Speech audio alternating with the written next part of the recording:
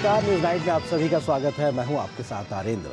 शांति वार्ता की खबरों के बीच इजराइल ईरान युद्ध लगातार जारी है और दोनों ओर से हमलों की नई खेप देखने को मिल रही है। क्या है खाड़ी संघर्ष की जमीनी हालात, दिखाएंगे खबर विस्तार से।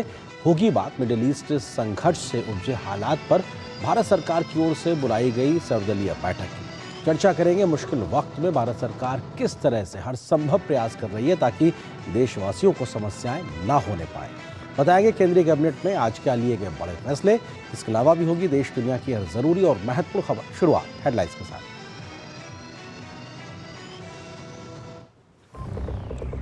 पश्चिम एशिया संकट पर रक्षा मंत्री राजनाथ सिंह की अध्यक्षता में सर्वदलीय बैठक। सरकार ने कहा भारत जियोपॉलिटिक्स में मजबूत स्थिति में बैकफुट पर नहीं, देश में पेट्रोल डीजल की कमी नहीं होने का दिया भरोसा।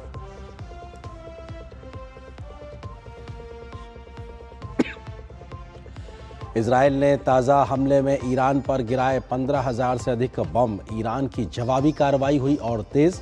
अमेरिकी aircraft carrier USS Abraham Lincoln को निशाना बनाने का दावा। अमेरिका की 1000 और सैनिक तैनाती की तैयारी।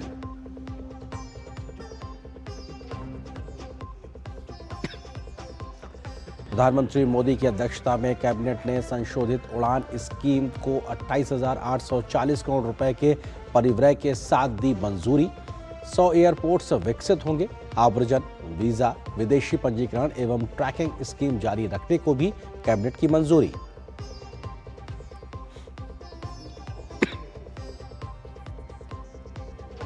वित्त विधेयक 2026 लंबी चर्चा के बाद पारित। वित्त मंत्री ने कहा भारत रिफॉर्म एक्सप्रेस पर सवार। रेल मंत्री ने दी जानकारी। पिछले वर्षों में रेलवे सुरक्षा को मजबूत करने और यात्रियों की बेहतर सुविधा के लिए उठाए गए हैं कई बड़े कदम।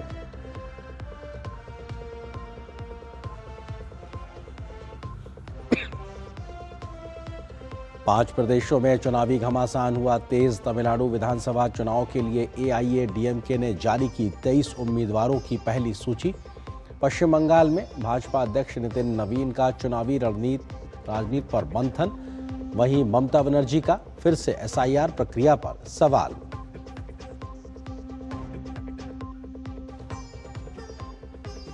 वैश्विक अनिश्चितताओं के बावजूद देश की आर्थिक रफ्तार मजबूत। वित्त वर्ष 2027 में भारत की विकास दर 7.1% रहने का अनुमान। S&P ग्लोबल की ताजा रिपोर्ट में लगाया गया ये अनुमान।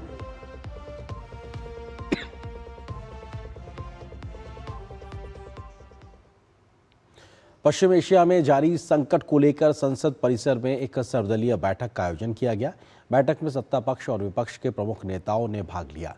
बैठक में रक्षा मंत्री राजनाथ सिंह, गृह मंत्री अमित शाह, वित्त मंत्री निर्मला सीतारमण और विदेश मंत्री डॉक्टर एस जयशंकर समेत सरकार के 7 मंत्री मौजूद रहे। बैठक में विदेश सचिव विक्रम मिस्री ने मौजूदा स्थिति पर विस्तृत प्रेजेंटेशन दिया। सरकार ने ऊर्जा और सप्लाई से जुड़े मुद्दों पर जानकारी देते हुए बताया कि देश में ऊर्जा की ज़रूरतों को पूरा करने के लिए पूरी तैयारी की गई है। सरकार की तरफ से बताया गया है कि पहले से पर्याप्त स्टॉक मौजूद है और किसी तरह की कोई कमी नहीं है। साथ ही जानकारी दी गई कि पहले ही अग्रिम बुकिंग की जा चुकी है और अधिक जहाज आने वाले हैं। साथ ही सरकार ने सर्वदलीय बैठक में कूटनीतिक और वैश्विक स्थिति के बारे में भी जानकारी दी है, जिसमें बताया गया है कि सरकार सभी देशों से लगातार बातचीत कर रही है। बैठक में बताया गया कि अब तक क्षेत्र से करीब 4,25,000 लोगों को सुरक्षित निकाला जा चुका है। साथ ही ये भी बताया गया कि सरकार सभी दलों को साथ लेकर चलने की कोशिश कर रही है और सभी को साथ लेकर फैसले भी लिए जा रहे हैं। सरकार की तरफ से जानकारी दी गई है कि देश के घरेलू हितों को पूरा करने के लिए पूरी तैयारी है और चिंता की कोई बात नहीं है। हालात नियंत्रण में है। आज जो विस्तृत जानकारी और सवालों का जवाब इस ऑल पार्टी मीटिंग में सरकार ने दी है, उसके बाद मुझे लगता है कि विपक्ष के लोग भी साथ में ऐसे संकट के घड़ी में रहेंगे। प्रधानमंत्री जी ने अपील किया है कि पूरा देश एकजुट रहना चाहिए और संसद से एकजुट का भाव और मैसेज जाना चाहिए। ये एक तरीके से सभी विपक्ष के पार्टियों के ओर से भी मुझे नजर आया कि हम एकजुट रहेंगे। तो और मांग करने का, अलग से जानकारी प्राप्त करने का इस विषय में मुझे लगता है कि अभी के लिए जरूरत नहीं पड़ेगा। समाजवादी पार्टी के सांसद धर्मेंद्र यादव ने कहा कि मीटिंग में विपक्ष की पार्टियों ने सवाल उठाए हैं। विपक्ष के सवालों का कोई खास संतोषजनक जवाब सरकार की ओर से नहीं दिया गया। वो चर्चा हो तो चर्चा के माध्यम से चीजें पूरे देश के सामने साफ साफ होंगी, यही हमारी मांग है। और जहां तक जवाब का सवाल है, सरकार के बहुत सारे विपक्ष के जो सवाल थे उसका कोई खास संतोषजनक ऐसा जवाब नहीं है। खाड़ी संकट के बीच भारत देश में ऊर्जा सुरक्षा पर हर संभव प्रयास किया जा रहा है। घरेलू उपभोक्ताओं के लिए एलपीजी की आपूर्ति सुनिश्चित की जा रही है, तो नए पीएनजी कनेक्शन देकर भी बोझ को कम किया जा रहा है। केंद्र सरकार राज्यों के साथ मिलकर कालाबाजारी पर लगाम लगा रही है, तो आपूर्ति स्रोतों को बढ़ाने पर भी तेजी से काम हो रहा है। सरकार ने एक बार फिर से कहा है कि देश में पर्याप्त ऊर्जा भंडार मौजूद है, लोगों को घबराने की जरूरत नहीं है और पैनिक में आकर एलपीजी की बुकिंग करना ना शुरू करें।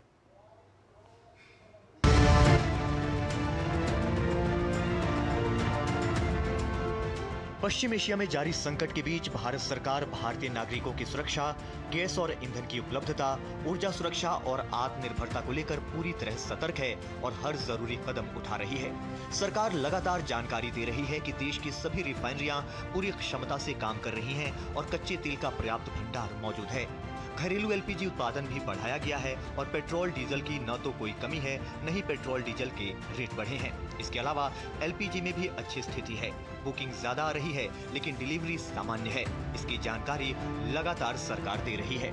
हमारे पास पेट्रोल और डीजल पर्याप्त मात्रा में उपलब्ध है, प्राइस में कोई बढ़ोतरी नहीं की गई है। कृपया अफवाहों पर ध्यान न दें। एलपीजी के संबंध में कोई डिस्ट्रीब्यूटरशिप पर कोई ड्राई आउट नहीं है। बुकिंग का लेवल जरूर ज्यादा है लेकिन डिलीवरी पूरी तरह सामान्य है। पिछले 25 दिनों में 2.5 लाख नए कनेक्शन पीएनजी दिए गए हैं, लेकिन अफवाहों की वजह से कुछ इलाकों में पैनिक बाइंग देखी गई। इस बारे में सरकार लगातार भरोसा दिला रही है कि पैनिक बाइंग न करें, न ही अफवाहों पर ध्यान दें। ग्राहक भी सरकार के इंतजामों से संतुष्ट हैं। लोगों को ज्यादा इंतजार रहता है कि आजकल गैस का। हाँ, वो परेशान होते हैं कि भैया मेरी गैस आई नहीं, जब हम उनके यहाँ पहुँचते तो खुश हो जाते हैं कि गैस आ गई मेरी। पूरी मिल रही है गैस? हमारे पास पूर्णतः रूप से गैस आ रही है। सुचारू रूप से मैं गैस करा रहा हूँ सप्लाई। 20-21 तारीख की मैं करा रहा हूँ, कुछ लोगों की 22 तारीख की भी करा दिया है। हमारे पास कोई असुविधा नहीं है। बुकिंग कराने के बाद यहाँ पर 3 से 4 दिन में गैस लोगों के घर तक पहुँचाई जा रही है और हम देख सकते हैं इस समय पीछे तकरीबन शाम के 5 बज रहे हैं और अभी भी इनके पास गैस का स्टॉक एक ट्रक खड़ा हुआ है। सरकार ने यह भी सुनिश्चित किया है कि कच्चा तेल और एलपीजी लेकर आने वाले जहाज लगातार भारत पहुंच रहे हैं और सप्लाई बनाए रखने के लिए बैकअप प्लान भी तैयार किए गए हैं। लोकसभा और राज्यसभा में प्रधानमंत्री कह चुके हैं कि ऐसी विकट परिस्थिति में आवश्यक है कि भारत की संसद के इस उच्च सदन से शांति और संवाद की एकजुट आवाज पूरे विश्व में जाए। बावजूद इसके विपक्ष साथ देने की बजाय राजनीति कर रहा है। आप नेता आतिशी ने पार्टी कार्यकर्ताओं के साथ एलपीजी की कमी को लेकर विरोध प्रदर्शन किया। आज पूरे देश में एक गैस सिलेंडर के लिए लंबी लंबी लाइनें लग रही हैं। आज क्यों आम लोग परेशान हो रहे हैं? पूरा देश, उसकी प्राथमिकता क्या है? आज देश की प्राथमिकता है कि एलपीजी की कतारों में न लगना पड़े, ब्लैक में न खरीदना पड़े, पेट्रोल और डीजल की किल्लत न महसूस करनी पड़े, महंगाई न हो। आम जनता को फिलहाल कोई दिक्कत नहीं है और सरकार की कोशिश है कि आने वाले दिनों में भी किल्लत न हो। इसके लिए कालाबाजारी और जमाखोरी के खिलाफ सख्त कार्रवाई को और तेज कर दिया गया है। दिल्ली से दिवांशु मल्होत्रा और लखनऊ से विकास सिंह के साथ ब्यूरो रिपोर्ट, डीडी न्यूज।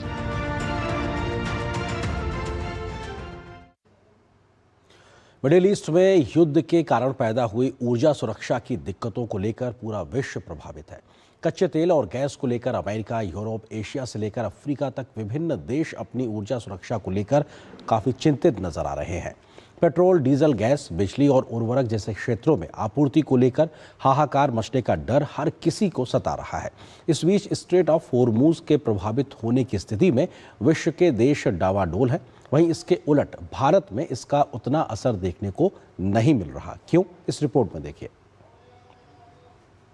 इस वक्त दुनिया के देश अपनी ऊर्जा जरूरतों को पूरा करने में पूरी शिद्दत के साथ जुटे हैं।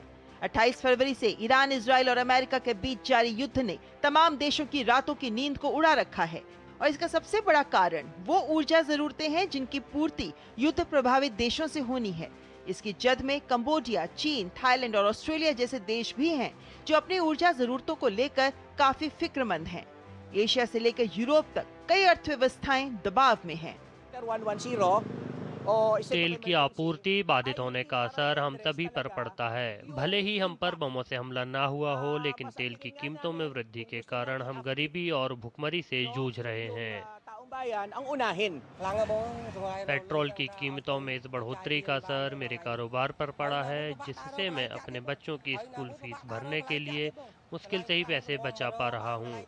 एलपीजी पेट्रोल भरवाने के लिए पेट्रोल पंप ढूंढना भी मेरे लिए मुश्किल हो गया है। ऊर्जा जरूरतों की आपूर्ति सुनिश्चित ना हो पाने के कारण जहां कई देश घुटने के बल आ गए हैं, वहीं इसके उलट भारत की स्थिति काफी बेहतर है। देश में पेट्रोल, डीजल और गैस की उपलब्धता सामान्य बनी हुई है और सरकार का फोकस है कि हर नागरिक तक ऊर्जा की पहुंच सुरक्षित और लगातार बनी रहे। इसके तहत सरकार कई कदम उठा रही है। अवैध गतिविधियों पर कड़ी कार्रवाई की गई है। 32 राज्यों में नियंत्रण कक्ष स्थापित किए गए हैं। पाइप नेचुरल गैस यानी पीएनजी कनेक्शन का विस्तार किया गया है। 2 लाख से अधिक उपभोक्ता एलपीजी से पीएनजी पर स्विच हुए हैं। पंजाब में तो हमने जैसे ही 25 दिन बाद सिलेंडर बुक कराया तो दूसरे तीसरे दिन घर आ गए और सिलेंडर को इतनी परेशानी नहीं हुई हमें। देखिए, अभी तो फिलहाल ऐसी कोई किल्लत नहीं आ रही है, क्योंकि हमने अभी थोड़े दिन पहले सिलेंडर बुक किया था, जो कि हमारे घर 3 से 4 दिनों में पहुंच गया है। भारत ने रणनीतिक भंडारण, विविध स्रोतों से आयात और मजबूत सप्लाई चेन के जरिए खुद को इस वैश्विक संकट से सुरक्षित रखा है। हालात से निपटने के लिए सरकार ने एक अंतर मंत्रालयी समूह और 7 सशक्त समूहों का गठन किया है, जो सप्लाई चेन, ईंधन की उपलब्धता, उर्वरक और महंगाई पर लगातार नजर बनाए हुए हैं। सरकार ने उज्ज्वला योजना के तहत 11 लाख से अधिक कनेक्शंस भी मुहैया कराए हैं। अफवाहों पर विश्वास न करें। हमारे पास पर्याप्त मात्रा में ईंधन मौजूद है और उन तक ईंधन पहुंचाने के लिए भारत सरकार हर स्तर पर प्रयत्नरत है। सरकार के प्रयासों से बीते कुछ दिनों में दुनिया के अनेक देशों से कच्चा तेल और एलपीजी से भरे जहाज भारत आए। युद्ध से बनी वैश्विक परिस्थितियां अगर लंबे समय तक बनी रहती हैं, तो गंभीर दुष्परिणाम तय है। ऐसे में बीते 11 वर्षों में आत्मनिर्भरता की दिशा में किए गए प्रयास देश के काम आ रहे हैं। यानी संकट के इस दौर में भारत सिर्फ टिक नहीं रहा, बल्कि मजबूती से आगे बढ़ रहा है। ब्यूरो इनपुट के साथ दिव्यांशु मल्होत्रा और निशा भारती की रिपोर्ट, डीडी न्यूज। तो मिडिल ईस्ट में जारी संकट की वजह से पूरी दुनिया एक तरीके से हलकान है। भारत भी इससे अछूता नहीं है और ऊर्जा सुरक्षा को लेकर चिंताएं लगातार बनी है, लेकिन भारत सरकार लगातार प्रयास कर रही है, काम कर रही है ताकि देश में दिक्कतें पैदा ना होने पाए और हमारी लगभग 1 दशक की तैयारी भी इसमें बड़ा मददगार साबित हुई है। कुछ तथ्यों और आंकड़ों के नजरिए से बताते हैं किस प्रकार से तेज गति में इस समय काम हुआ है। खाड़ी संकट भारी, सरकार के प्रयास लगातार जारी। 4 लाख से ज्यादा, लगभग 4.25 लाख भारतीयों को अभी तक खाड़ी देशों से सुरक्षित वापस भारत लाया गया है। प्रधानमंत्री नरेंद्र मोदी की खाड़ी देशों के तभी राष्ट्र प्रमुखों के साथ लगभग 2 बार बातचीत हो चुकी है। इसी संकट के शुरू होने के बाद से लेकर ईरान, इजराइल और अमेरिका जो संघर्ष में सीधे तौर पे एक दोनों पार्टी बने, उनसे भी भारत लगातार संपर्क स्थापित करके संवाद कर रहा है।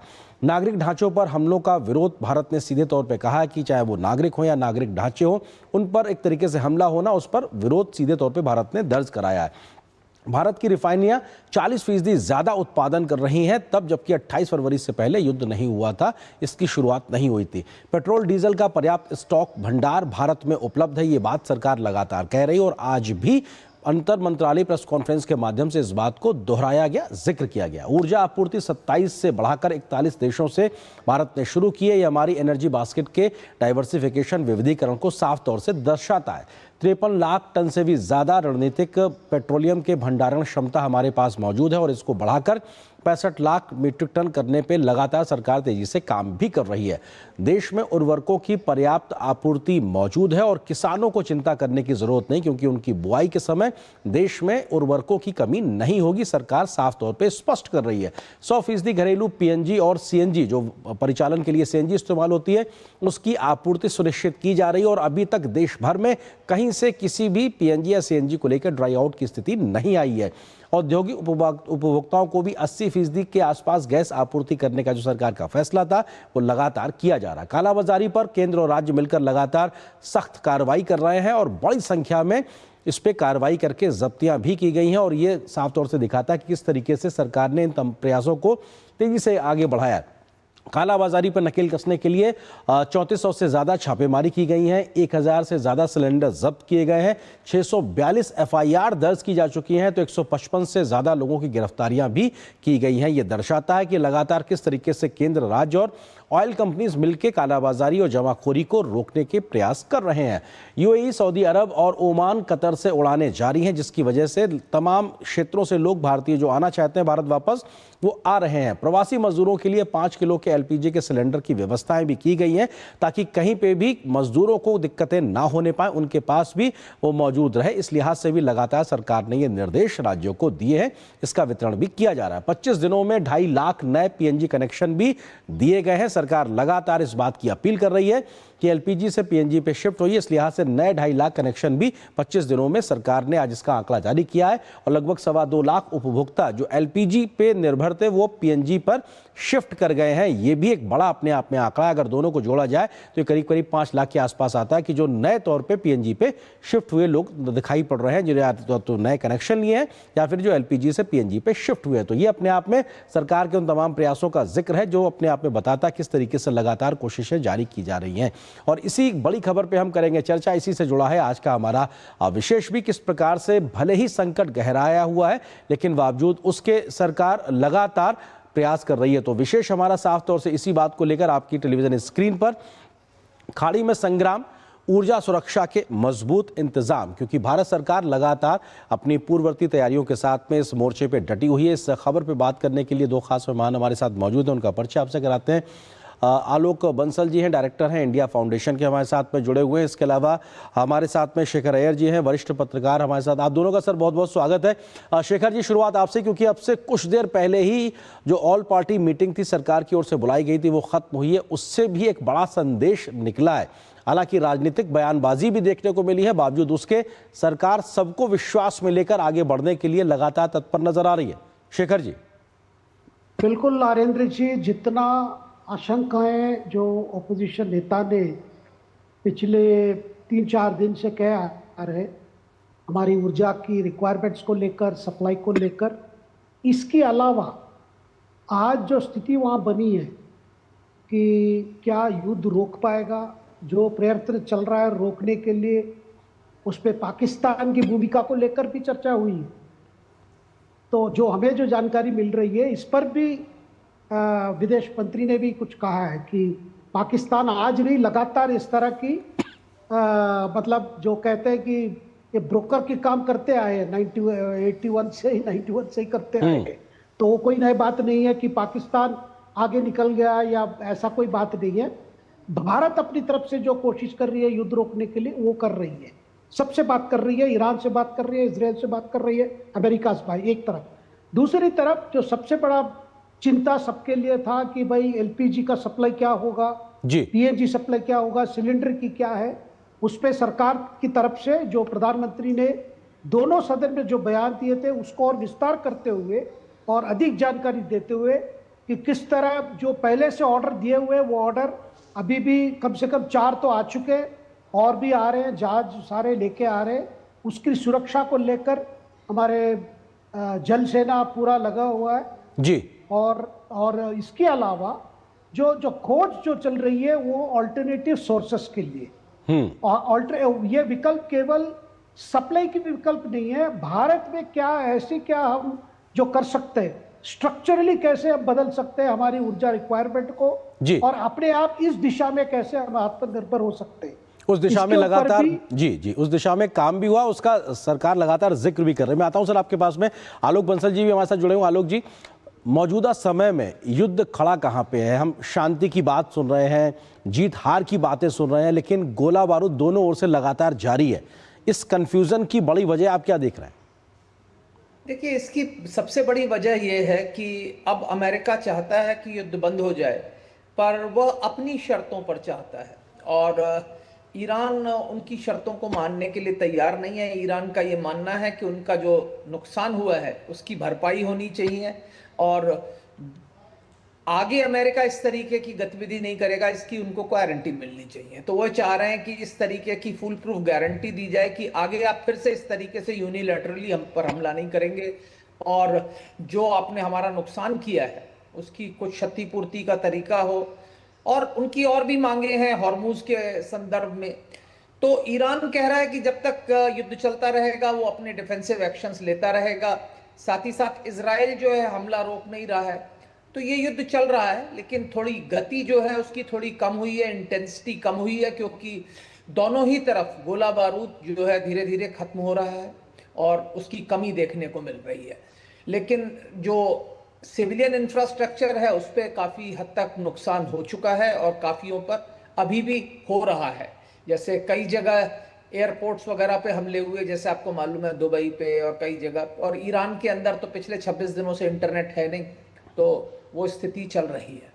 जी शेखर जी, क्योंकि प्रधानमंत्री के भी दोनों सदनों में संबोधन और ऑल पार्टी मीटिंग में भी संदेश साफ तौर से एक बात को निकल के आया कि टीम इंडिया की तरह काम करना है भारत के केंद्र सरकार और राज्य सरकारों को मिलकर, जैसा कोविड के समय हमने किया तो कोऑपरेटिव फेडरलिज्म को ध्यान रखते हुए संकट के समय सब एक हो, सबका साथ विश्वास एक तरीके से आगे बढ़ा जाए। क्या वो जो प्रयास है आपको लगता है कि उसमें राजनीतिक बयानबाजी अपने आप में कई प्रकार से दिक्कतें भी पैदा करती है? शेखर जी। बिल्कुल, देखिए जब कल प्रधानमंत्री की अपील थी उसके बाद हम देख रहे हैं कि जिस राज्यों में चुनाव हो रहा है, जो होने को जा रहा है, वो पश्चिम बंगाल हो, तमिलनाडु हो, केरलम हो, वहाँ पे किस तरह की बयान आ रहा है। वहाँ के जो सत्ताधारी पार्टियां हैं वो कह रहे भाई हमारी क्या जिम्मेदारी है, ये तो केंद्र सरकार की जिम्मेदारी है। बात वो नहीं है। प्रधानमंत्री का कहना ये था ब्लैक मार्केटिंग पे कार्रवाई कीजिए, जो होर्डिंग कर रहे हैं उन पर कार्रवाई कीजिए, क्योंकि और जो पैनिक जो लोग फैला रहे हैं। देखिए मैं सुनो, कल प्रधानमंत्री के बयान के बाद एक बड़ी कोशिश हुई है ये बताने के लिए भाई लॉकडाउन आ रहा है, लॉकडाउन आ रहा है, आज 5 बजे से लॉकडाउन लग जाएगा। इस तरह का अफवाहें हैं, मतलब बेसलेस, बिल्कुल बेसलेस, किसी तरह लोगों के अंदर एक पैनिक क्रिएट करने की कोशिश अभी भी हो रही है। जब सब एकदम बड़ा क्लियर है कि एलपीजी में हाँ अवश्य सप्लाई में थोड़ी दिक्कत है लेकिन सप्लाई जारी है, और आपके पेट्रोल हो या डीजल में देश में कोई एक पेट्रोल पंप नहीं है जहां एकदम पूरा ड्राई आउट जो कहते हैं, पूरा मतलब बिल्कुल एक बूंद पेट्रोल नहीं है, ऐसा एक जगह भी नहीं है। लेकिन ये जो पैनिक वाला भाई सिलेंडर लेके सब पहुंच जाएंगे डीलर के पास, वो कहां से दे पाएगा आपको? या सिस्टम में आप बार बार आप अपनी रिक्वायरमेंट जारी करेंगे तो वो कैसे सिस्टम ले पाएगा? और उसके अलावा ये जो कोशिश है भाई लॉकडाउन हो जाए, प्रधानमंत्री लॉकडाउन की बात नहीं की। प्रधानमंत्री ने कहा भाई जिस तरह कोविड के समय हमने वैक्सीन से लेकर ऑक्सीजन सप्लाई तक जिस तरह हमने मुकाबला किया, जिस तरह केंद्र सरकार और राज्य सरकार ने कोऑपरेट काम किया, वैसे समय आ गए जहां पे हम सबको, सरकारों को भी और नागरिकों को भी, जितने समाज सेवा में जो लगे हुए संस्थानों को, सबको मिलकर काम करना है। क्योंकि ऊर्जा एक बड़ी समस्या है, क्योंकि हमारी खास करके जो गैस हमारे लिए वहीं से आता है, हमारी 80% रिक्वायरमेंट उसी खाड़ी क्षेत्र से आता है। बिल्कुल, तो कुछ चीजें ऐसी है तो हमें समझकर काम करना चाहिए। और आज भी देखिए जैसे मीटिंग खत्म हुआ ऑल पार्टी, सब लीडर मान रहे थे, विपक्ष का भी यही था भाई सारे हमारे सवाल तो पूछ लिए, जवाब भी हमें मिल गया। उसके बाद भी आप देख रहे बाहर आके और कुछ बोला जा रहा है। जब आपको आपके डिफेंस मिनिस्टर, गृह मंत्री, फाइनेंस मिनिस्टर, विदेश सचिव, विदेश मंत्री सारे सबने क्लैरिफाई किया हर पहलू पे, तो उसके बाद भी कहीं ना कहीं राजनीतिक तरीके से राजनीतिक उस बातें बयानबाजी देखने को मिल रही है। आलोक जी, सवाल यह भी कि स्टेट ऑफ हॉर्मुज को लेकर लगातार दिक्कतें बनी हुई हैं, ऊर्जा सुरक्षा को लेकर, ऊर्जा आपूर्ति को लेकर दुनिया में चिंताएं बनी हुई हैं, उससे हम भी अछूते नहीं हैं। बातचीत के कई दौर की जो बातें, मीडिया रिपोर्ट्स जो बातें आ रही हैं, बयान सामने आ रहे हैं, क्या अब इस युद्ध में अब कम से कम वो एक फेज दिखाई पड़ रहा है जहां पे अब बातचीत से संभावनाएं समाधान की बनती दिखाई पड़ रही हैं? बात कैसे आगे बढ़ेगी? देखिए, हॉर्मुज का जहां तक सवाल है, ईरान ने साफ किया है कि भारत के पोतों पर कोई रेस्ट्रिक्शन और कोई दबाव नहीं है। कल भी अगर आपको पता हो 2 गैस कैरियर्स हमारे वहां से निकले हैं, तो ये बहुत बड़ी बात है। उनको शायद 1-2 दिन लगेंगे भारत के बंदरगाहों में पहुंचने पे, पर कल 2 गैस कैरियर्स हमारे फारस की खाड़ी से निकल गए हैं, हॉर्मुज़ जल डब्लू मध्य से होते हुए, और वो मेरे ख्याल से आज या कल पहुंच जाना चाहिए जहां पे उनकी डेस्टिनेशन है। तो हमें ये समझना चाहिए कि ईरान की तरफ से भारत के लिए नहीं है, लेकिन जिस तरीके का माहौल है उसमें उनको थोड़ा जहाजों को गाइड करने की आवश्यकता होती है, और जो बातचीत है वो चल रही है। और अब ईरान ने कई अन्य राष्ट्रों के जहाजों को भी बाहर निकलने की अनुमति प्रदान कर दी है, उनके ऊपर भी कोई हमले नहीं होंगे। लेकिन क्या है कि इसको टाई अप करना पड़ता है। क्या है कि ईरान के अंदर इस समय विकेंद्रीकरण हो चुका है, क्योंकि अधिकांश अधिकारीगण जो है, उनको जो लोग नेतृत्व में थे उनकी काफियों की एलिमिनेट कर दिया गया है। तो जो IRGC है उसकी जो कमांड एंड कंट्रोल है उसमें काफी हद तक डिसेंट्रलाइजेशन है। तो जो ऑर्डर्स हैं वो पास होने में थोड़ा समय लगता है। जो लोकल कमांडर्स हैं कि भाई इस जहाज को जाने देना है, इसको नहीं जाने देना है, उसमें समय लगता है। दूसरी चीज हमें यह समझना चाहिए कि क्रूड की हमारे पास कोई कमी नहीं है। क्रूड हमारे पास अन्य जगह से भी आ रहा है, हमारे पास खुद का क्रूड भी बहुत ज्यादा है, और इंडिया आज की तारीख में पेट्रोलियम प्रोडक्ट्स का नेट एक्सपोर्टर है। तो पेट्रोल और डीजल को हम आयात नहीं करते, हम एक्सपोर्ट करते हैं। ये बात अच्छी तरह से समझ लेनी चाहिए। और क्रूड की हमारे पास अभी कमी नहीं है। जहां तक सवाल गैस का है, और उसको भी हमें समझना चाहिए कि गैस में जरूर थोड़ी दिक्कत है, क्योंकि LNG टर्मिनल्स जो है कतार वगैरह में बंद हो गए हैं। लेकिन जितनी पाइप्ड गैस है जो लोगों के घर के लिए आ रही है, LNG जो LPG आ रही है जो कि रिफाइनरीज से आ रही है, वो पूरी तरह से है। और मेरे ख्याल से किसी को भी कभी कुकिंग के लिए या ट्रांसपोर्टेशन के लिए इस तरीके का रेस्ट्रिक्शन नहीं होने वाला। औद्योगिक क्षेत्र में कुछ कमी जरूर होने वाली है जो दिख रही है, क्योंकि जैसा अभी सरकार ने बताया कि 80% दे रही है औद्योगिक क्षेत्र को। हो सकता है अगर और ज्यादा जरूरत पड़ी तो उसको शायद थोड़ा कम किया जाए। लेकिन उर्वरकों की जहां तक सवाल है उसकी भी कोई कमी नहीं है, क्योंकि भारत सरकार ने इस वक्त काफी बड़ी संख्या में जो उर्वरक हैं उसको आयात किया है। मोरक्को से लेके हम दुनिया के हर क्षेत्र से हम उर्वरक का आयात कर रहे हैं। और मेरा ये मानना है कि जो सिंचाई का सीजन जो आता है जुलाई में, जब बुआई होती है, उससे पहले भारत में पर्याप्त से भी ज्यादा संख्या में उर्वरक होगा। तो मेरे ख्याल से किसी चीज की पैनिक की जरूरत नहीं है। और ये युद्ध अब उस क्षेत्र में पहुंच चुका है जब वहां से आवागमन जो है वो भी हो रहा है, थोड़ा कम मात्रा में हो रहा है, लेकिन हो रहा है। लोग फारस की खाड़ी से निकल रहे हैं और आ रहे हैं। हमारी जो सरकार है, हमारी जो नौसेना है, वो भी दोनों ही साइड के लोगों से बातचीत कर रही है। बिल्कुल। और ये अपने आप में खाड़ी संकट भले ही भारी है, लेकिन सरकार के प्रयास लगातार जारी हैं, और शायद इसलिए तमाम अन्य देशों के मुकाबले भारत बहुत बेहतर स्थिति में है। वो दिक्कतें परेशानियां हमारे पास नहीं है। फिलहाल वक्त इतनी अनुमति दे रहा। आप दोनों मेहमानों का शुक्रिया हमारे साथ जुड़ने के लिए, इस खबर पर विस्तार से बात करने के लिए। यहाँ पर एक छोटे से ब्रेक के लिए रुकते हैं, बहुत जल्द वापस आएंगे, कुछ और महत्वपूर्ण खबरों से आपको रूबरू कराएंगे। महाशय धर्मपाल जी के 130वें जन्मदिन पर MDH मसालों पर पाइए 10% एक्स्ट्रा। अब स्वाद के साथ बचत भी। अब पाइए बचत ही बचत। इस भाग दौड़ भरी जिंदगी में कभी कभी करदाता से छोटी सी गलती हो जाती है, लेकिन हमारी कर व्यवस्था हर नागरिक को उसे सुधारने का एक और अवसर देती है। इसी सोच के साथ आयकर विभाग लाया है अपडेटेड इनकम टैक्स रिटर्न यानी ITRU। आयकर विभाग को विभिन्न स्रोतों जैसे कि बैंक्स, SROs, फाइनेंशियल इंस्टीट्यूशंस इत्यादि से करदाताओं के वित्तीय लेन देन की जानकारी मिलती रहती है। ये जानकारी करदाताओं के एनुअल इंफॉर्मेशन स्टेटमेंट AIS में दिखाई जाती है। करदाता अपने फाइलिंग अकाउंट में इसको देख सकते हैं। अब आप अपनी छूटी हुई आय जोड़ सकते हैं, गलतियां सुधार सकते हैं, और वो भी निर्धारण वर्ष की समाप्ति से 4 साल यानी 48 महीनों तक। जितनी जल्दी फाइल करेंगे उतना कम होगा अतिरिक्त टैक्स। अब तक लगभग 50 लाख करदाता इस सुविधा का लाभ ले चुके हैं। तो आज ही सही कदम उठाइए। अधिक जानकारी और इनकम टैक्स भुगतान के लिए आज ही जाएं www.incometax.gov.in। वाह, गाय तुम्हारी माता है ना? तो पशुहार के नाम पर जहर क्यों खिलाता है? अनसन हटा, दिल से खिला, सिर्फ कपिला, देश का नंबर 1 पशु आहार। गोल्डी छोले मसाले, जहाँ जाएं स्टेबल रहे। गोल्डी लाए हैं फ्रेश लॉक टेक्नोलॉजी, जो रखे मसालों को हर समय फ्रेश। टर टर टर टर सिस्टर बीना का मैसेज आया है, अर्जेंट। लिखा है मेरे बच्चे के ट्रीटमेंट के लिए 1 लाख रुपए चाहिए डॉक्टर, तुरंत भेज दीजिए प्लीज। सिस्टर बीना, मैं पहले सिस्टर बीना को फोन करके पूछूंगी, फिर भेजूंगी, क्योंकि मैं मूर्ख नहीं हूँ। Well done doctor.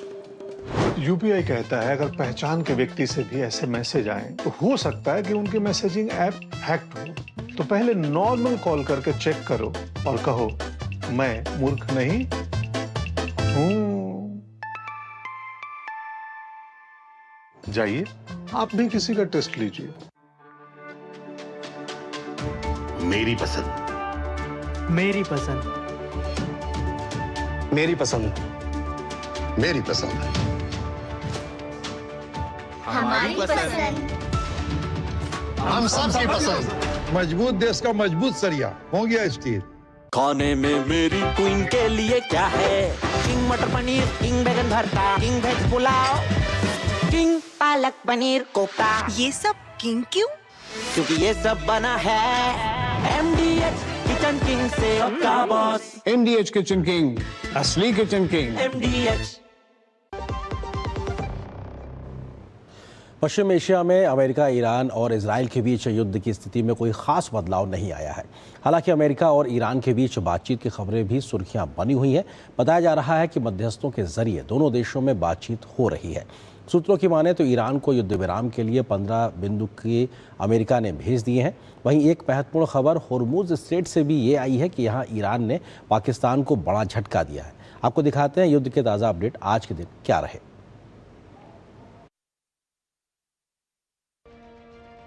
ईरान से हमदर्दी रखने वालों को देश से निकल जाने की धमकी और फिर युद्ध के पक्षों के बीच समझौता कराने की मध्यस्थता की मेजबानी की इच्छा पाले पाकिस्तान के सेना प्रमुख आसिम मुनीर को ईरान ने जोरदार झटका दिया है।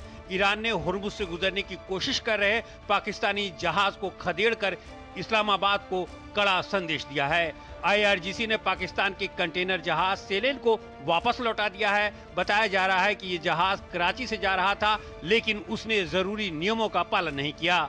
IRGC के नेवी कमांडर अली रजा तंगसीरी ने कहा है कि सेलेन नाम के इस जहाज के पास होर्मुज पार करने की इजाजत नहीं थी। उन्होंने कहा कि इस रास्ते से गुजरने वाले हर जहाज को पहले ईरानी अधिकारियों से इजाजत लेनी होगी। ईरान ने संयुक्त राष्ट्र और अंतर्राष्ट्रीय समुद्री संगठन को बताया कि केवल नॉन एनिमी यानी गैर शत्रुपूर्ण जहाज ही उसकी अनुमति से इस रास्ते से गुजर सकते हैं। ऐसे में जब पाकिस्तान खुद को जंग में मध्यस्थ बताने की कोशिश कर रहा है, ठीक उसी समय होर्मुज स्ट्रेट से उसके जहाज को पार न कर पाना अंतर्राष्ट्रीय शर्मिंदगी का कारण बन गया है। वहीं जंग की शुरुआत से ही अब तक भारत के 5 LPG और तेल टैंकर होर्मुज से गुजर चुके हैं। इनमें जगवसंत, पाइप गैस, शिवालिक, नंदा देवी और जग लाटकी शामिल हैं। हालांकि युद्ध रुकवाने के लिए हो रही बातचीत को लेकर सभी पक्षों द्वारा किए जा रहे दावों से ये तय कर पाना मुश्किल है कि किस पर विश्वास किया जाए। राष्ट्रपति ट्रंप इस बात पर अब भी अडिग हैं कि ईरान के साथ सार्थक बातचीत हो रही है। इसमें ईरान के बड़े नेता शामिल हैं। हालांकि ईरान के शीर्ष अधिकारियों ने बार बार इसका खंडन किया है। खबरों के मुताबिक ट्रंप प्रशासन ने ईरान को 15 सूत्री युद्ध विराम योजना का प्रस्ताव दिया है। ये प्रस्ताव मध्यस्थों के जरिए तेहरान भेजा गया है। दावा किया जा रहा है कि योजना ईरानी अधिकारियों को सौंप दी गई है। न्यूज एजेंसी AP को मिली जानकारी के अनुसार प्रस्ताव में ईरान पर लगे प्रतिबंधों में राहत, परमाणु कार्यक्रम को सीमित करना, अंतर्राष्ट्रीय एजेंसी की निगरानी, मिसाइल कार्यक्रम पर नियंत्रण, होर्मुज स्ट्रेट से जहाजों की सुरक्षित आवाजाही जैसे अहम बिंदु शामिल हैं। वहीं ईरान ने युद्ध विराम कराने के अमेरिकी प्रयासों का खुलेआम मजाक उड़ाते हुए इस दावे को खारिज कर दिया है। ईरान के खातम अल अनबिया के प्रवक्ता लेफ्टिनेंट गवर्नर इब्राहिम जुल्कदर ने कहा है कि अमेरिका खुद से ही बातचीत कर रहा है। उन्होंने कहा कि ईरान अमेरिका के साथ अभी या कभी भी कोई समझौता नहीं करेगा। कई विश्लेषकों को लगता है कि दोनों ओर से नैरेटिव गढ़ने का खेल जारी है। ट्रंप बातचीत के बयानों के बीच सैनिकों की तैनाती की तैयारी भी कर रहे हैं। इससे लगता है कि वे समय काट रहे हैं। खबरों के अनुसार अमेरिकी सेना की 82वीं एयरबोर्न डिवीजन के करीब 1000 सैनिक आने वाले दिनों में पश्चिम एशिया भेजे जा सकते हैं। इस बीच दोनों तरफ से एक दूसरे पर हमले का सिलसिला जारी है। ईरान ने अमेरिकी aircraft carrier USS Abraham Lincoln को निशाना बनाने का दावा किया है। इराक में पैरामिलिट्री ठिकाने पर हमला हुआ है। ईरानी ड्रोन हमले के बाद कुवैत हवाई अड्डे से भारी धुएं का गुबार उड़ता देखा गया। इस बीच राष्ट्रपति ट्रंप ने सऊदी के क्राउन प्रिंस मोहम्मद बिन सलमान को योद्धा बताया और कहा कि सऊदी अरब, UAE और कतर इस युद्ध में मजबूत सहयोगी हैं। मोदी सरकार ने आज केंद्रीय कैबिनेट में कुछ अहम फैसले लिए हैं। इसके तहत देश में हवाई संपर्क को बढ़ावा देने के लिए संशोधित उड़ान योजना को मंजूरी दी गई है। इस फैसले से अगले 10 साल के लिए करीब 29,000 करोड़ रुपए खर्च किए जाएंगे, जिससे क्षेत्रीय कनेक्टिविटी को बेहद बढ़ावा मिलेगा। इसके अलावा मोदी सरकार ने आव्रजन, वीजा, विदेशी पंजीकरण और ट्रैकिंग स्कीम जारी रखने को भी मंजूरी दे दी है।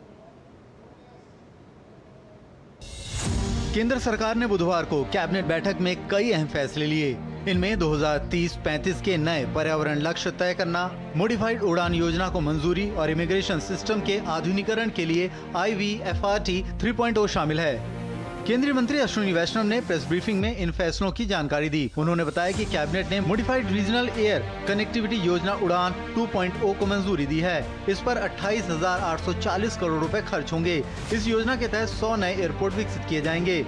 उन्होंने बताया कि कैबिनेट में इमिग्रेशन वीजा और विदेशी नागरिक ट्रैकिंग से जुड़ी IVFRT योजना को 31 मार्च 2031 तक 5 साल के लिए बढ़ाने की मंजूरी दी है। साथ ही 1,800 करोड़ रुपए की IVFRT 3.0 योजना को भी मंजूरी दी है, जिसमें आधुनिक तकनीकों जैसे AI, आधार बेस पहचान, फेस रिकॉग्निशन और आइरिस स्कैनिंग का इस्तेमाल किया जाएगा। अश्विनी वैष्णव ने बताया कि भारत ने GDP के मुकाबले उत्सर्जन तीव्रता में 36% की कमी हासिल कर ली है। 2030 का एक लक्ष्य 2025 में ही हासिल कर लिया गया और 2026 में उसे पार भी कर लिया गया। 3 बहुत बड़े फैसले लिए गए। सबसे पहला, भारत में जो विजिटर्स आते हैं उनकी फैसिलिटेशन के लिए, उनके लिए ईज ऑफ ट्रैवल के लिए 1,800 करोड़ रुपीस का IVFRT, ये होम मिनिस्ट्री के तहत है, immigration, visa, foreigners registration and tracking, इसका 3.0 थर्ड वर्जन। दूसरा बड़ा हुआ 28,840 करोड़ के सैंक्शन से मॉडिफाइड उड़ान स्कीम सैंक्शन हुई। और तीसरा बहुत बड़ा फैसला हुआ, भारत का जो एनवायरमेंटल गोल्स हैं और जो कमिटमेंट देश ने दिखाया है माननीय प्रधानमंत्री श्री नरेंद्र मोदी जी के नेतृत्व में, उसके लिए 2030 से 2035 के जो गोल्स हैं, उन गोल्स का अप्रूवल कैबिनेट में हुआ। केंद्रीय मंत्री के मुताबिक पहले क्योटो प्रोटोकॉल लागू था, लेकिन पेरिस समिट के बाद एक नया वैश्विक ढांचा बना है, जिसमें हर देश को अपनी परिस्थितियों के अनुसार लक्ष्य तय करने को कहा गया है। वर्तमान लक्ष्य 2025-30 के लिए अब कैबिनेट ने 2030-35 के लक्ष्य को मंजूरी दी है। मुकेश शुक्ला की रिपोर्ट, DD न्यूज, दिल्ली। यहाँ पर एक और छोटे से ब्रेक के लिए रुकते हैं। ब्रेक के बाद जब वापस आएंगे तो खबर दिखाएंगे कि संसद में आज क्या रहा विधायी कामकाज। विस्तार से नजर इस खबर पर छोटे से ब्रेक के बाद।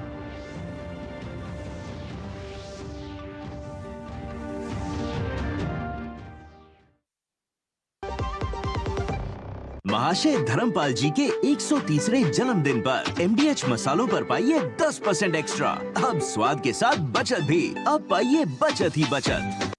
पढ़ता है, खेलता है, झूलता उछलता है, दौड़ता कभी कभी दौड़ कराता है, आगे आगे बढ़ता है इंडिया, अमूल दूध पीता है इंडिया। जब धरती चीर कर निकलता है लोहे का पत्थर और मिलता है मोंगिया के जोश से, फिर तपता है, पिघलता है और बनता है फौलाद। अब होता है सरिया सारी खूबियों के साथ। मोंगिया स्टील, मजबूत देश का मजबूत सरिया। Good girl.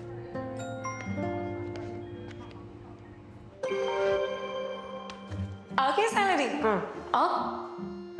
नहीं झुमके ना, पहले बचत, पहले झुमके। सुनो, हर महीने थोड़ा बचाओ और थोड़ा निवेश करो और कुछ इमरजेंसी के लिए भी बचाओ ताकि रहो टेंशन फ्री। लेकिन झुमकों का क्या, जाती हो कि लगाओ इंजेक्शन। RBI कहता है वित्तीय समझदारी समृद्ध नारी। विभाग अनेक, कंप्लेंट बॉक्स 1, किसी भी सरकारी दफ्तर, विभाग या बैंक से जुड़ी शिकायत के लिए pgportal.gov.in पर जाएं, रजिस्टर करें, संबंधित विभाग चुनें, शिकायत दर्ज करें और ट्रैकिंग आईडी नोट करें। SMS या ईमेल पर एक्नॉलेजमेंट पाएं और शिकायत का जवाब सीधे मंत्रालय से प्राप्त करें। अब तक 1,12,00,000 से अधिक भारतीयों ने भरोसा जताया। CP ग्राम्स, आपकी हर शिकायत का हल। अभी शिकायत दर्ज करें pgportal.gov.in। टर टर टर टर सिस्टर बीना का मैसेज आया है, अर्जेंट। लिखा है, मेरे बच्चे के ट्रीटमेंट के लिए 1 लाख रुपए चाहिए डॉक्टर, तुरंत भेज दीजिए प्लीज। सिस्टर बीना, मैं पहले सिस्टर बीना को फोन करके पूछूंगी, फिर भेजूंगी, क्योंकि मैं मूर्ख नहीं हूँ। Well done doctor. यूपीआई कहता है अगर पहचान के व्यक्ति से भी ऐसे मैसेज आए तो हो सकता है कि उनके मैसेजिंग ऐप हैक्ड हो। तो पहले नॉर्मल कॉल करके चेक करो और कहो मैं मूर्ख नहीं हूँ। जाइए आप भी किसी का टेस्ट लीजिए। गोल्डी छोले मसाले, जहाँ जाएं रिश्ते बनाएं। गोल्डी लाए हैं फ्रेश लॉक टेक्नोलॉजी, जो रखे मसालों को हर समय फ्रेश। और बात संसद की। संसद के दोनों ही सदनों लोकसभा और राज्यसभा में आज अहम मुद्दों पर चर्चा हुई। लोकसभा में वित्त विधेयक 2026 को पारित किया गया, जबकि राज्यसभा में केंद्रीय सशस्त्र पुलिस बल सामान्य प्रशासन विधेयक को पेश किया गया। इसके अलावा दोनों ही सदनों में प्रश्नकाल हुआ। लोकसभा में जहां रेलवे और नवीन एवं नवीकरणीय ऊर्जा मंत्रालय से जुड़े सवाल उठे, तो राज्यसभा में भी सरकार महत्वपूर्ण विधायी कार्यों को आगे बढ़ाती नजर आई। संसद में बजट सत्र के दूसरे चरण में दोनों ही सदनों में खूब कामकाज हो रहा है। बुधवार को वित्त विधेयक 2026 को लंबी चर्चा के बाद पारित किया गया। वित्त मंत्री निर्मला सीतारमण ने कहा कि भारत सुधारों की रफ्तार पर सवार है और सुधार पूरे विश्वास और स्पष्टता के साथ किए जा रहे हैं। इसके साथ ही वित्त मंत्री ने यह भी कहा कि सरकार ने MSME, किसानों और सहकारी संस्थानों को सशक्त बनाने के लिए विभिन्न कदम उठाए हैं, क्योंकि ये रोजगार सृजन, उत्पादन और भारत के समग्र विकास के केंद्र में है। वित्त मंत्री ने बताया कि यह वित्त विधेयक उन्हें समर्थन देने के उद्देश्य से कई उपाय लेकर आया है। India is riding on the reform express under the leadership of Honorable Prime Minister Shri Narendra Modi, and this finance bill of 2026-27 therefore rests on 5 clear principles, sir.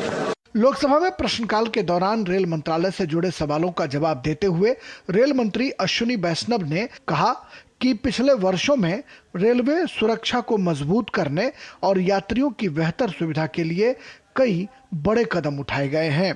आज माननीय प्रधानमंत्री श्री नरेंद्र मोदी जी ने रेलवे पे इतना ध्यान देके, जो फोकस देके रेलवे की कैपेसिटी बढ़ाई है, उसके कारण 2023-24 फाइनेंशियल ईयर में 40,500 स्पेशल ट्रेन चलाई गई थी।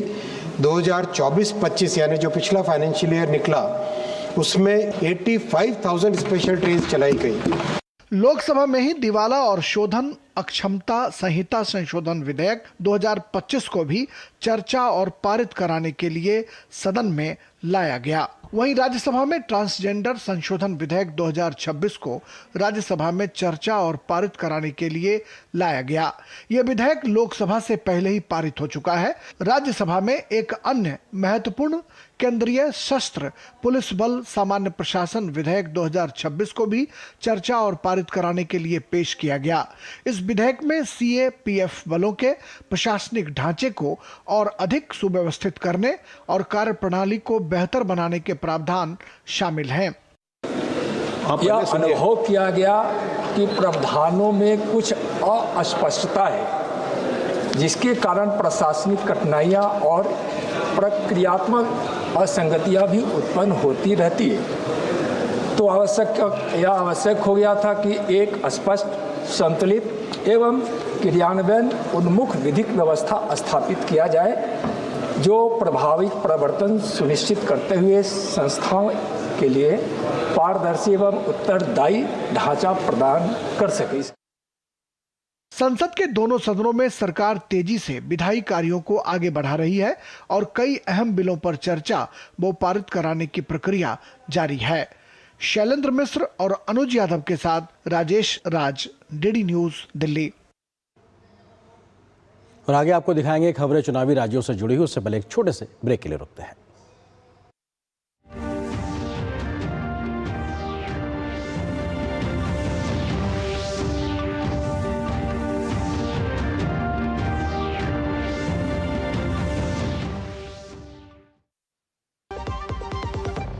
महाशय धर्मपाल जी के 130वें जन्मदिन पर MDH मसालों पर पाइए 10% एक्स्ट्रा।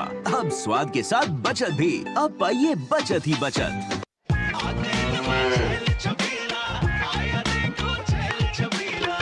एक कपिला, अरे भाई सब एक ही जैसा होता है। ये लो साधारण पशु आहार।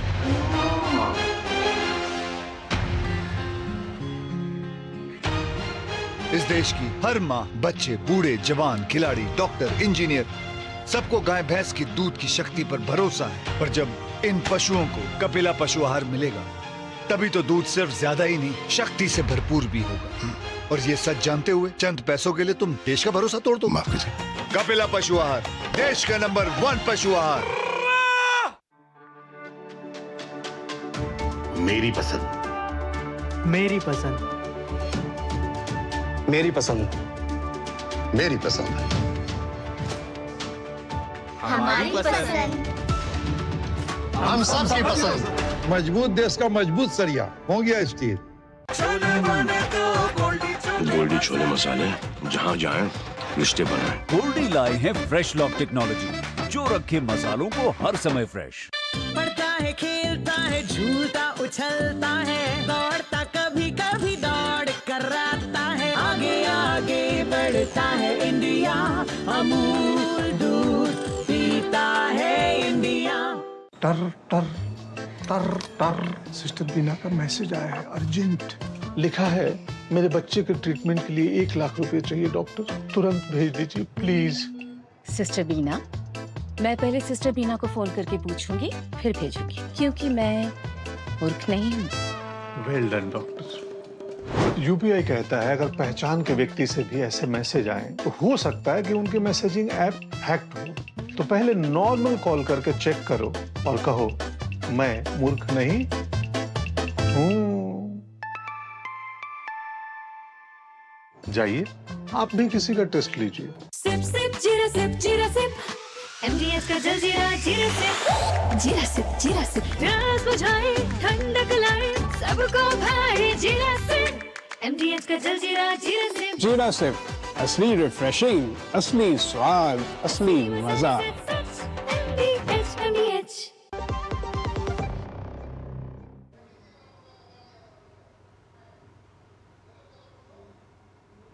और अब बात आगामी विधानसभा चुनाव से जुड़ी राज्यों की खबरों की।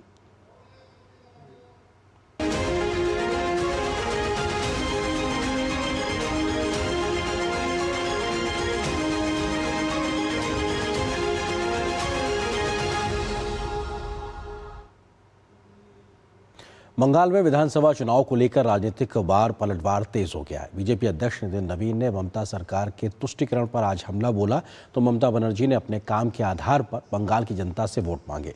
इस बीच हुमायूं कबीर और असदुद्दीन ओवैसी के गठबंधन को लेकर भी बंगाल की सियासत में नए नए सवाल खड़े हो रहे हैं।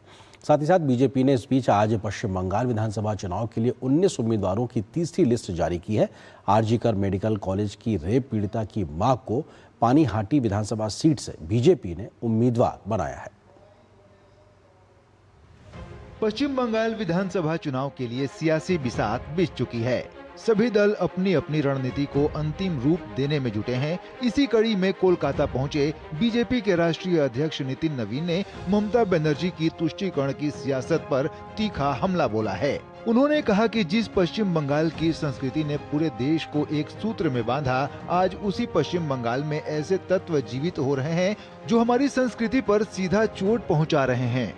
पश्चिम बंगाल की संस्कृति ने पूरे देश को एक सूत्र में बांधा। आज उसी पश्चिम बंगाल में कहीं न कहीं ऐसी तत्व जीवित हो रहे हैं जो कहीं न कहीं हमारी संस्कृति को चोट करते हैं। आज हमारे यहाँ नमाज पढ़ने का इजाज़त मिलता है, पर माँ की पूजा करने के लिए पंडाल का अनुमति हाईकोर्ट से लाना पड़ता है। वहीं दार्जिलिंग में जनसभा को संबोधित करते हुए ममता बनर्जी ने अपनी सरकार के विकास कार्यों का जिक्र करते हुए कहा कि उनकी सरकार सिलीगुड़ी, जलपाईगुड़ी दोनों जिलों में काम कर रही है। हम सिलीगुड़ी, जलपाईगुड़ी दोनों जिलों में काम कर रहे हैं।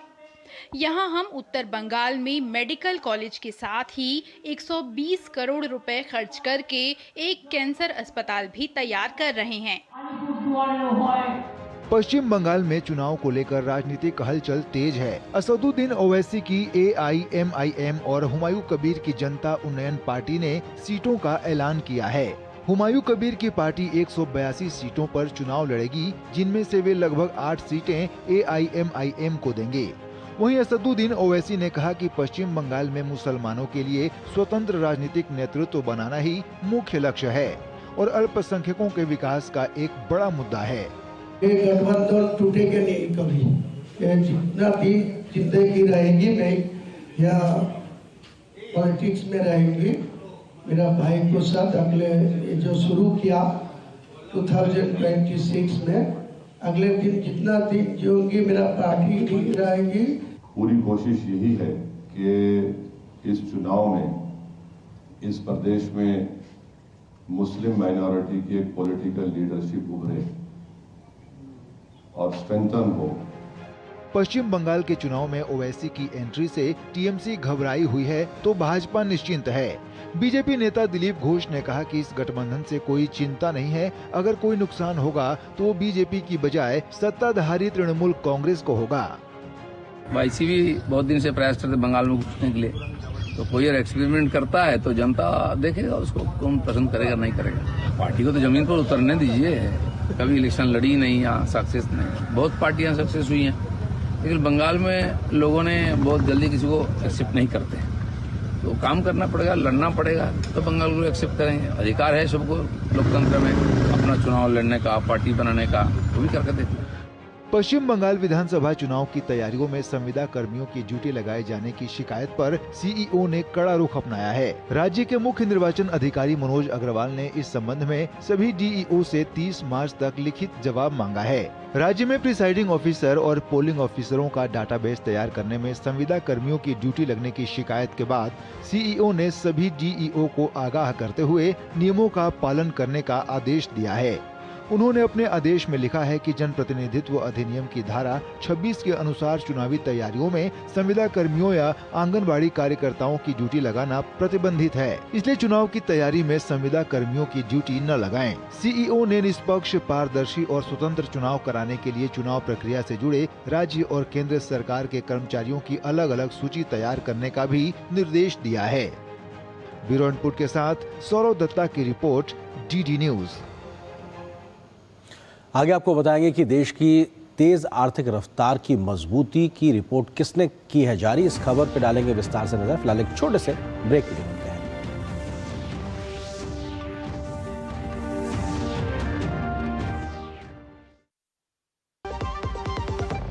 महाशय धर्मपाल जी के 130वें जन्मदिन पर MDH मसालों पर पाइए 10% एक्स्ट्रा।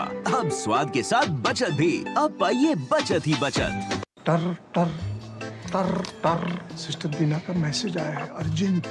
लिखा है मेरे बच्चे के ट्रीटमेंट के लिए 1 लाख रुपए चाहिए डॉक्टर, तुरंत भेज दीजिए प्लीज। सिस्टर बीना, मैं पहले सिस्टर बीना को फोन करके पूछूंगी, फिर भेजूंगी, क्योंकि मैं मूर्ख नहीं हूँ। Well done doctor. यूपीआई कहता है अगर पहचान के व्यक्ति से भी ऐसे मैसेज आए तो हो सकता है कि उनके मैसेजिंग ऐप हैक्ड हो। तो पहले नॉर्मल कॉल करके चेक करो और कहो मैं मूर्ख नहीं हूं। जाइए आप भी किसी का टेस्ट लीजिए। पढ़ता है, खेलता है, झूलता उछलता है, दौड़ता कभी कभी दौड़ कराता है, आगे आगे बढ़ता है इंडिया, अमूल दूध पीता है इंडिया। ओह lovely, well done.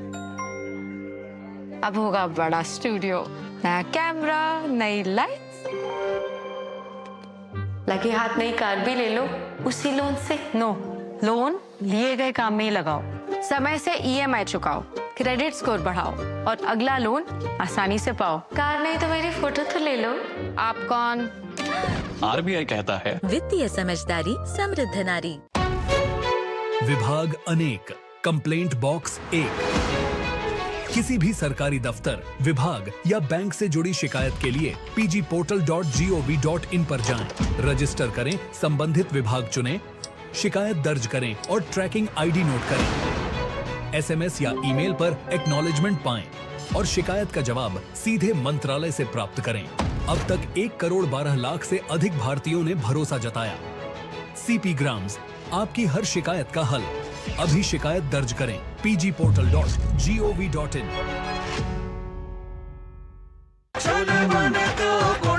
Goldy chole मसाले, जहाँ जाएं रिश्ते बनाएं। गोल्डी लाए हैं फ्रेश लॉक टेक्नोलॉजी, जो रखे मसालों को हर समय फ्रेश। पश्चिम एशिया में बढ़ते भू राजनीतिक तनावों के बावजूद भारत की आर्थिक वृद्धि मजबूत बनी रहेगी। S&P ग्लोबल की ताज़ा रिपोर्ट के अनुसार वित्त वर्ष 2026-27 में भारत की GDP ग्रोथ 7.1% रहने का अनुमान है। रिपोर्ट में कहा गया है कि इसकी मुख्य वजह मजबूत घरेलू मांग, स्थिर निर्यात और निजी निवेश में धीरे धीरे हो रही बढ़ोतरी है। रिपोर्ट के मुताबिक वैश्विक अनिश्चितताओं के बावजूद भारत दुनिया की सबसे तेजी से बढ़ती बड़ी अर्थव्यवस्थाओं में बना रहेगा। रिपोर्ट में यह भी कहा गया है कि एशिया पैसिफिक क्षेत्र की अर्थव्यवस्था भी बेहतर बनी हुई है और इसमें भारत एक प्रमुख भूमिका निभा रहा है। चीन को छोड़कर इस क्षेत्र में ग्रोथ 2026 में 4.5% तक पहुंच सकती है। वहीं इस रिपोर्ट में यह भी कहा गया है कि चीन की आर्थिक वृद्धि धीमी हो सकती है और 2026 में उसकी GDP ग्रोथ 4.4% रहने का अनुमान है। कच्चे तेल की बढ़ती कीमतें दुनिया के लिए चिंता का विषय है, लेकिन भारत के मजबूत सर्विस सेक्टर और विविध अर्थव्यवस्थाओं से इसका असर सीमित रहने की उम्मीद है। भारतीय रिजर्व बैंक से भी संतुलित मौद्रिक नीति की उम्मीद जताई गई है। रिपोर्ट के अनुसार वित्त वर्ष 2027 में महंगाई करीब 4.3% रह सकती है, जिसे एक संतुलित स्तर माना जा रहा है। तो इसी खबर के साथ न्यूज़ नाइट में आज बस इतना ही। मुझे और मेरी पूरी टीम को दीजिए अनुमति। नमस्कार।